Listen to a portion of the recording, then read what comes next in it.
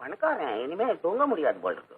இது ரிஷிகள் பிறந்த நாடு, முனிவர்கள் பிறந்த நாடு. கருப்பு பணத்தை யாரும் தொடக்கூடாது, அதான் நான் சொல்வேன். ஏன் உங்க குரல் குறையுது? நம்ம கிட்ட ஏதாவது கருப்பு பணம் இருக்கா? யாரா சைத்தான் எங்க கிட்ட இருக்கான்னு மெதுவா கேட்கிறே. நாங்கள் ராஜாக்கள் பரம்பரை எக்கச்சக்கமா சேர்த்து வச்சிருக்காங்க. அப்பேன் பாட்டேன் பூட்டனை போய் கேளுங்கடா. எங்களை ஏன்டா கேட்கறீங்க? பெரிய தொல்லையா இருக்கு உங்களோட.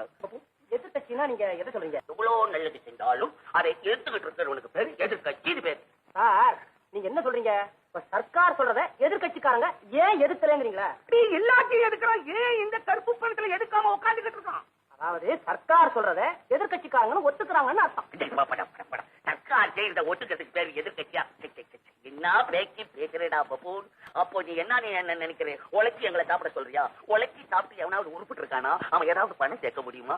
எங்களுக்கு பகவான் மண்டையில பெரிய மிளை கொடுத்திருக்கிறோம். அதை வச்சுக்கிட்டு நாங்க என்னென்னமோ டெலிகேட் பண்ணி சம்பாதிச்சு நிறைய எக்கச்சக்கமா வச்சிருக்கிறோம். அதை போய் கருப்பு பண்ணணும் உள்ள வந்து குடிக்கிறான்னு நியாயமா?